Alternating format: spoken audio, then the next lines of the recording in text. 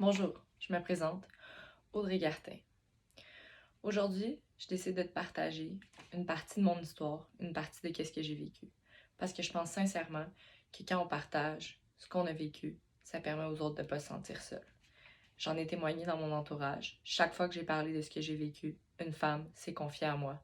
Une femme a entamé des démarches pour elle puis pour prendre soin. Alors j'espère sincèrement que quand je vais te raconter ce que j'ai à te raconter, tu vas prendre soin de toi, puis tu vas réaliser que tu es la chose la plus importante, puis que tu mérites de travailler sur toi.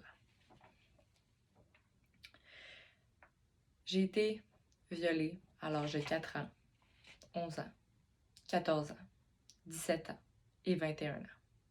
Tous par des hommes différents. Aujourd'hui, je vais te lire un passage d'un livre que j'ai écrit qui raconte mon agression de 11 ans. T'inquiète pas, je vais pas dans les détails. Je fais juste raconter un peu mon histoire pour pas que tu te sentes toute seule, puis peut-être que tu vas te reconnaître. Je m'excuse sincèrement si tu te reconnais puis que tu n'avais pas réalisé que c'était une agression ou que c'était un viol. Je suis là avec toi. Pour commencer, j'ai complètement oublié ce qui est arrivé. Comme si les hommes en noir, Men in Black, avaient utilisé leur petit engin qui efface la mémoire. À mes 23 ans, je suis en arrêt de travail depuis déjà quelques mois. On est au mois de février-mars en 2019. Je me réveille un matin après avoir fait un autre cauchemar. J'ai rêvé que j'étais chez mes grands-parents, dans leur ancienne maison. Je suis avec mon cousin et il commence à m'embrasser, à me déshabiller, puis soudainement, il me pénètre. Je me réveille tout ébranlé, en me demandant « Mais pourquoi ce rêve? » À peine 5 minutes plus tard, une grenade explose dans mon cerveau et je me souviens.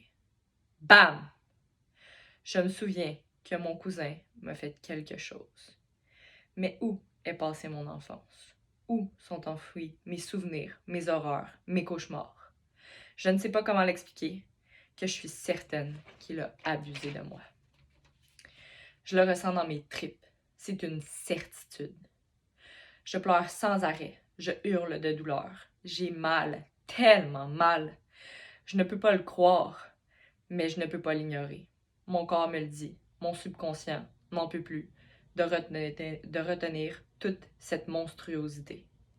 C'est arrivé, j'ai été abusée à 11 ans par mon cousin de 14 ans chez mes grands-parents.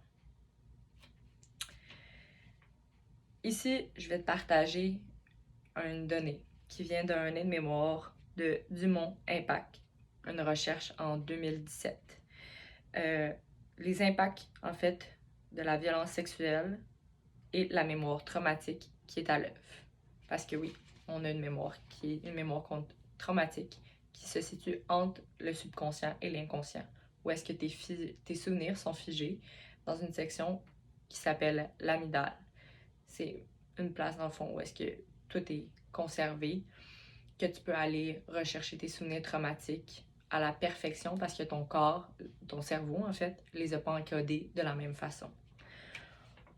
On dit que pendant la dissociation, l'amygdale et la mémoire traumatique qu'elle contient sont déconnectées. Et la victime n'aura pas accès émotionnellement et sensoriellement aux événements traumatiques. Suivant l'intensité de la dissociation, elle pourra même être amnésique de tout ou une partie des événements traumatisants. Seules resteront quelques images très parcellaires, des brides d'émotions envahissantes ou certains détails isolés.